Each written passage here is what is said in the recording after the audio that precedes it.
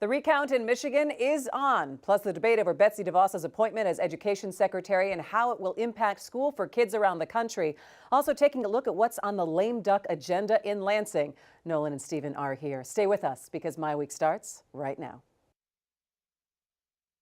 Did you know Roush Enterprises was selected by Google to assemble a test fleet of 100 prototype self-driving cars in 2015? It also produced the new Domino's delivery cars. And speaking of Domino's, Domino's sells well over 2 million pizzas per day around the world, and half of their sales are digital. These are just some of the ways Michigan's pioneers started out as small companies with big ideas. We are business leaders for Michigan. We are committed to making Michigan a top 10 state for jobs, personal income, and a healthy economy. Funding is also provided by Delta.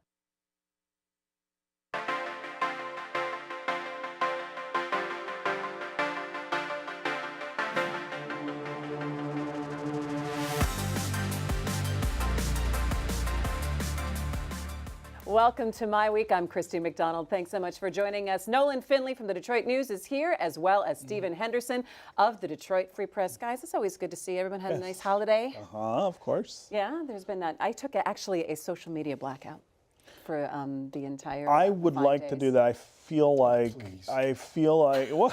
Why are you laughing at me? The breaks. He gets his phone out. I feel like work doesn't really permit the space for that anymore. That our work does not permit the space for that. That you must be connected at all times because you're afraid of missing something. Yeah, that people are, for a lot of people, that's now a primary way of communicating. Like I get people reaching out to me on Twitter or Facebook for things that they need or want to discuss or whatever. And there is so much going on that the first place you see it often is on those social media platforms. Twitter, yeah. Yeah, so You wouldn't want to miss those dog-faced Snapchat conversations.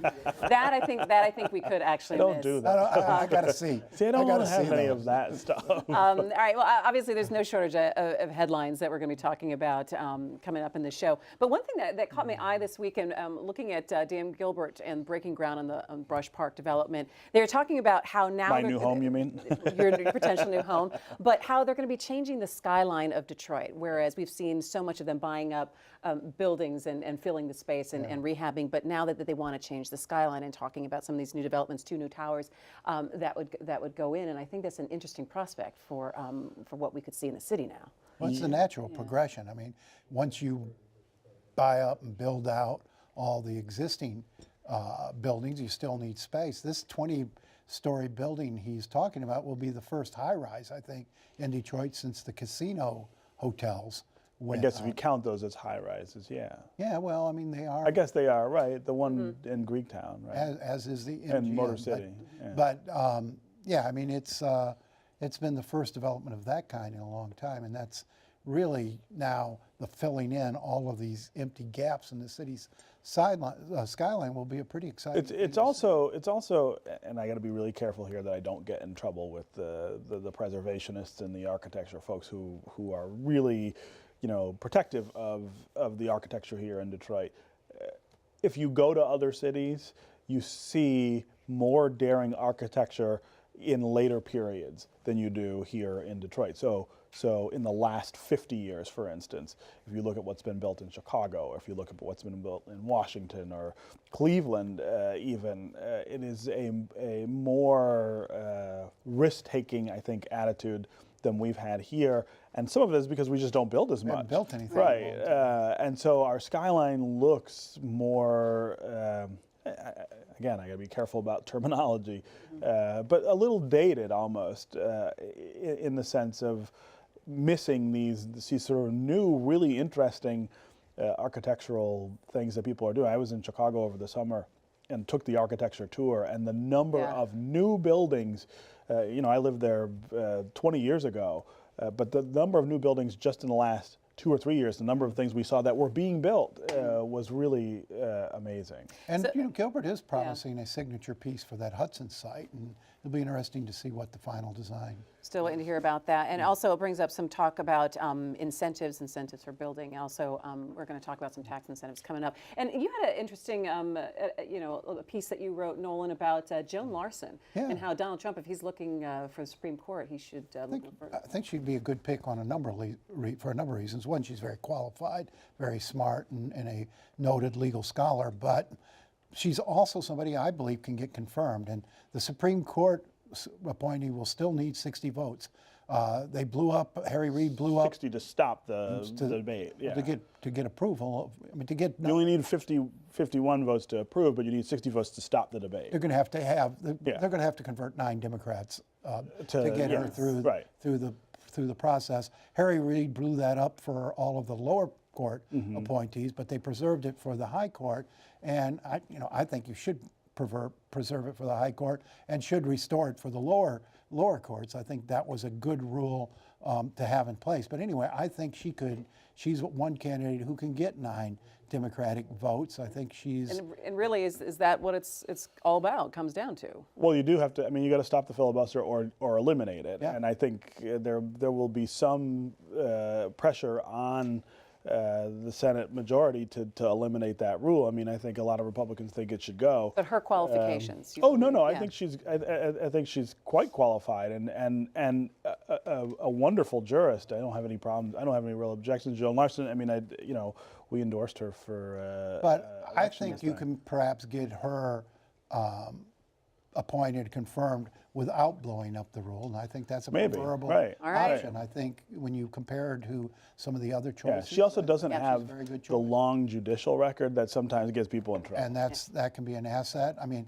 she's pro-life, but she respects precedent, so I think she's not going to be as worrisome to Democrats as some other candidate would be. All right. Well, you know what? We have a full show coming up for you, taking on the recount in Michigan, the money it's going to cost, and if it's worth it to, quote, ensure the integrity of the election, according to Jill Stein. Plus, the debate over Betsy DeVos' appointment as Education Secretary by President-elect Donald Trump. And lawmakers, well, they're back to work in Lansing, and they're looking at voter ID laws and a change to the school employee retirement system. We will get to it all for you. But let's start off with the Michigan recount, which could cost taxpayers anywhere around $1 million, $4 million, who really knows, as each county starts the process of counting presidential votes again. And that process is going to start on Friday. Stephen, I'm going to start with you. You spoke with Jill Stein this week. The feeling or the thought is that they're not going to change the outcome of the election, but looking for this potential fraud. Yeah, well, so I guess I was surprised at what her answer was when I asked her what she thought was in this, potentially in this. Her thought is that the machines that we use to count the paper ballots, so, we all fill out the Scantron thing and put it through the machines. She says those machines are prone to some error, and she cited an actual case of that in Toledo and Hamilton County in Ohio, where a significant number of votes, thousands and thousands of votes, didn't get registered by those machines, not because anybody tampered with them or did it purposely, but because the machines weren't calibrated properly before the election in order to count the votes. Because we have 84,000 ballots in Michigan that didn't have a presidential mark at all, she thinks there may be some undercounting of those ballots. Now, will that change the outcome? I don't think it will, because I think a lot of those ballots, those ballots could go either way, right? If they do have a mark, it could be for Donald Trump, it could be for Hillary, it could be for Jill Stein, who knows?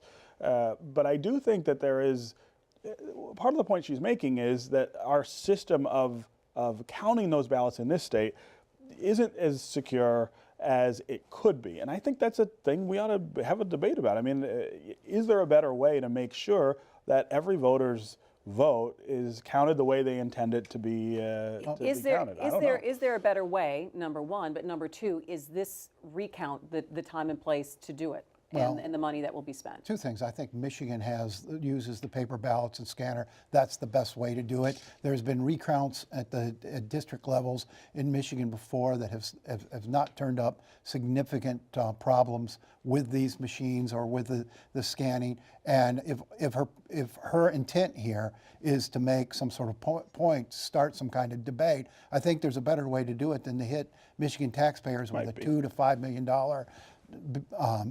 price tag. And no one really knows, again, how much it's going to No, cost. but it's going to cost something. And, But also- and I don't believe that's her intent. I think she's carrying the Democrats' water. She's got Mark Brewer as her attorney here. One of the smartest election minds in the country, Well, legal minds. I mean, I have I other think- problems with I Mark think Brewer, that's but you debatable. can't. But I think cast what's not aspersion on him debatable here.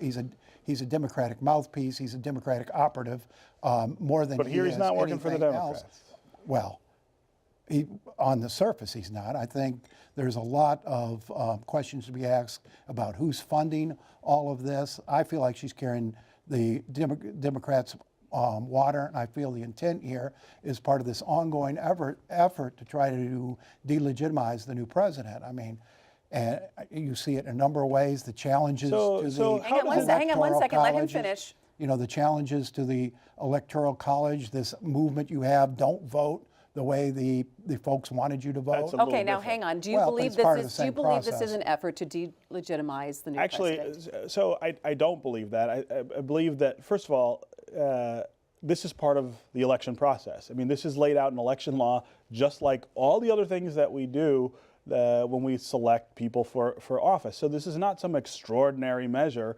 that we're inventing on the back end. Never been done before. Well, but because no one's asked for it to be done. So you have the right to ask when it's this close to have the votes recounted. Ultimately, I think this is a confidence-affirming exercise, because if there isn't a problem, if there isn't a significant discrepancy between the way the votes were counted on November 8th and the way they will be recounted, then it shows that a lot of the things that the president-elect has said about voter fraud and other things, really irresponsible stuff that he has sort of pursued, it wipes that away. It says, look, the votes were counted. They were cast and counted the way that they should have been. We recounted them to be sure. There's no reason for people to suspect that anything is going on. I think there'll be no end to it. I think the next step from here will be, no matter how this turns out, will be lawsuits, court cases, and you know, I think About again, what, it's though? an ongoing process, and to cast doubt on the legitimacy of the election and the legitimacy of this president. Well, the count is. The president's down. He's casting doubt on the legitimacy of it. He won the election and is still arguing that there were millions of fraudulent votes. Is that cast. your example Well, that you want to follow? You're saying that these other people are I'm not casting saying he's not helping their casting cause. aspersion on the I president. mean, we wrote the other day, you know, maybe you just want to shut up and not help them out, or at least kill your Twitter account for a while. You know, and that is actually that's going to be the start of a larger conversation that we're going to have on the next MiWeek. Is should he get off Twitter, and should we be listening? Should to we Donald all Trump's get tweet? off Twitter? All right, I think we should. You know, as we've watched President-elect Donald Trump make choices to fill his cabinet, one that has caused a lot of debate is his education secretary. Betsy DeVos, former head of the Michigan GOP and supporter of charter school and voucher programs, will now be in charge of helping shape and carry out Trump's education agenda.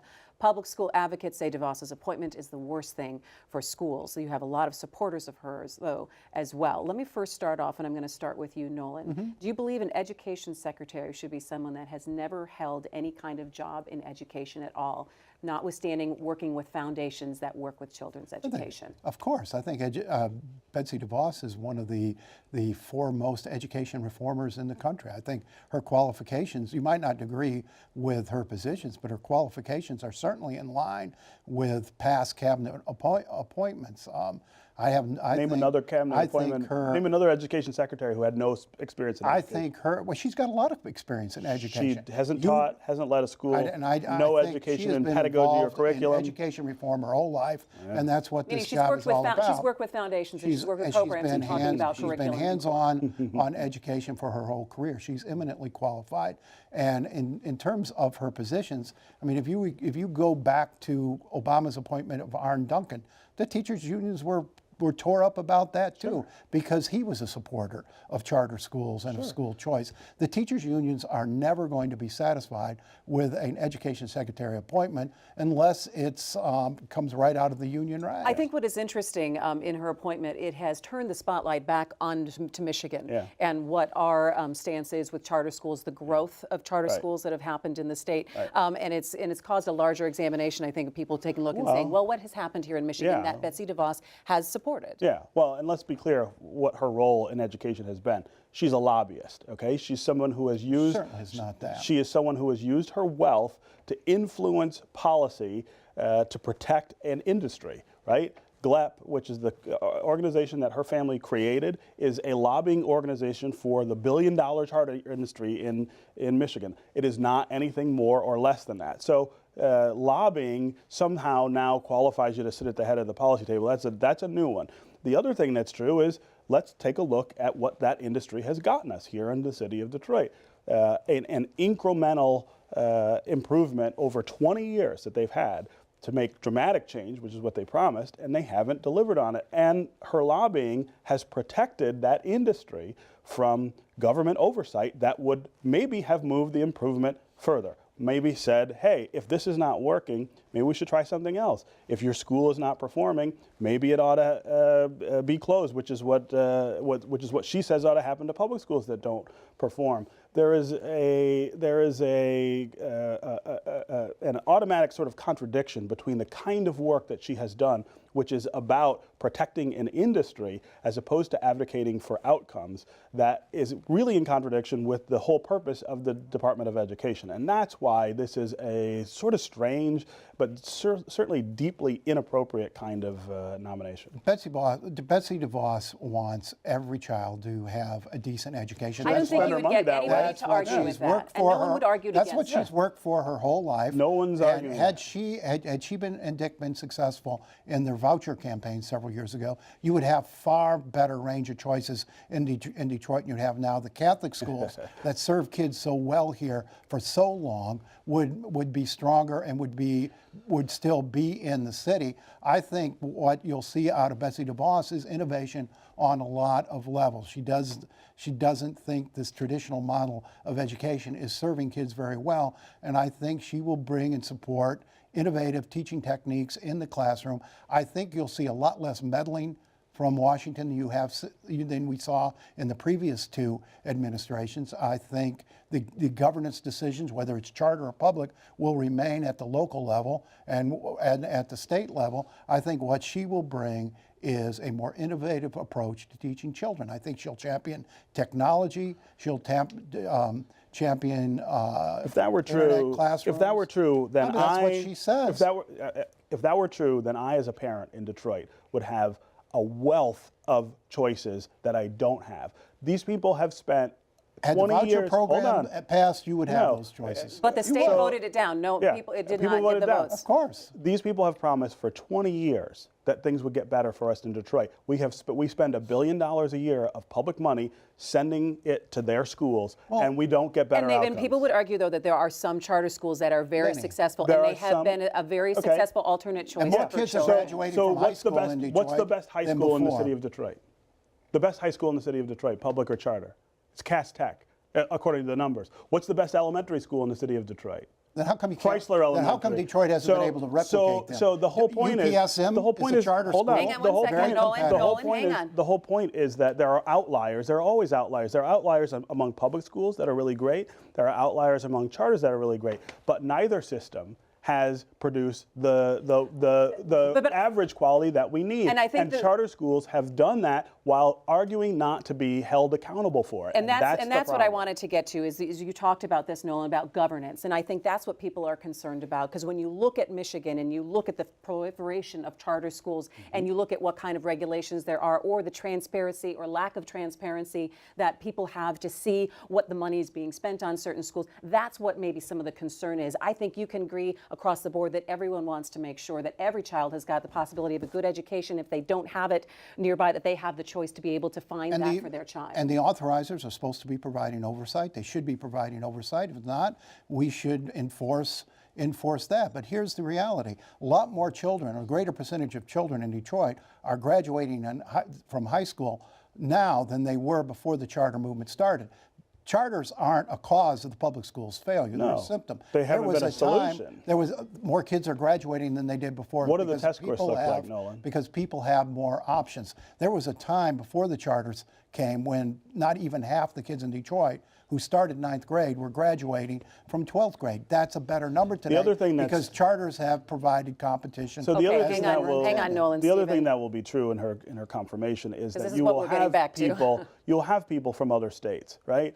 People from Massachusetts, people from Tennessee. There is no other state in the country that allows charter schools to operate the way we do here in Michigan. And in fact, if you go to those other states and talk to people in education, they snicker at what we do here as it's a joke. And so the idea, William Weld, who was a Republican governor in Massachusetts, the vice presidential candidate on the Libertarian the ticket this time, is someone who pioneered real education innovation in Massachusetts. It will be very interesting to see how much people like that speak up about the rather craven and self-interested things that charter lobbyists like Betsy DeVos have done here in the state of Michigan. And the states you mentioned also provide far greater accountability of their public schools. No And one's we have arguing not- against that. Let's and do we've it all. not had that Right. in Michigan. But And no, what we aren't else lobbying haven't- against that. What we also haven't been able to do in Michigan is break education reform away from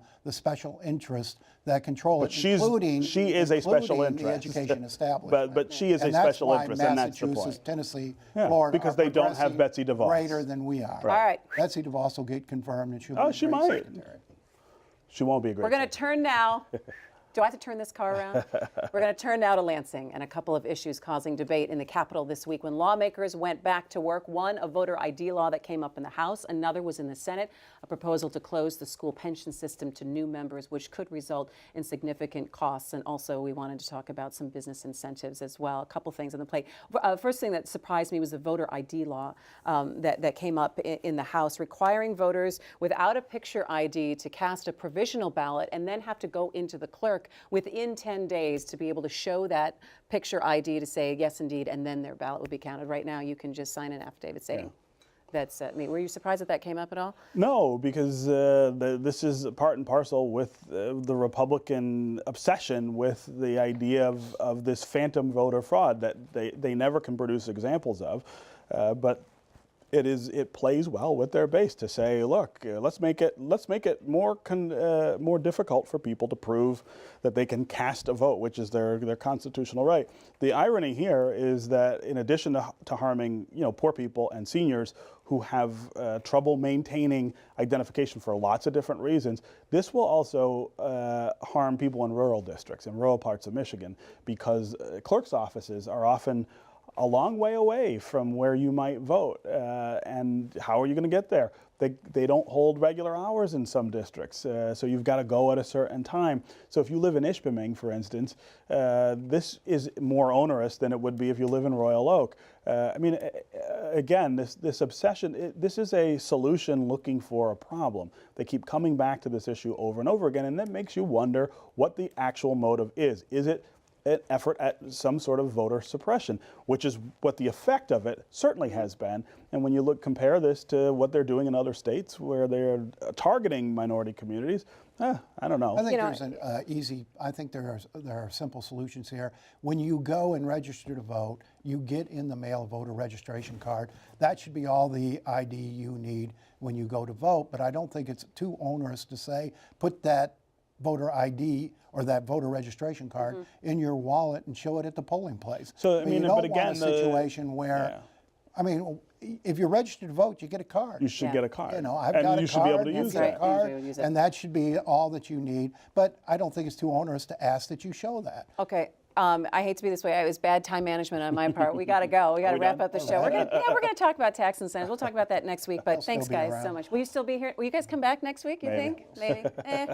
That's gonna do it for MiWeek. Thanks so much for joining us. Check us out Facebook and Twitter on MiWeek, and for any shows you missed, just go to myweek.org. They are all for you there on demand. I'm Christy McDonald. We'll see you next time. Take care.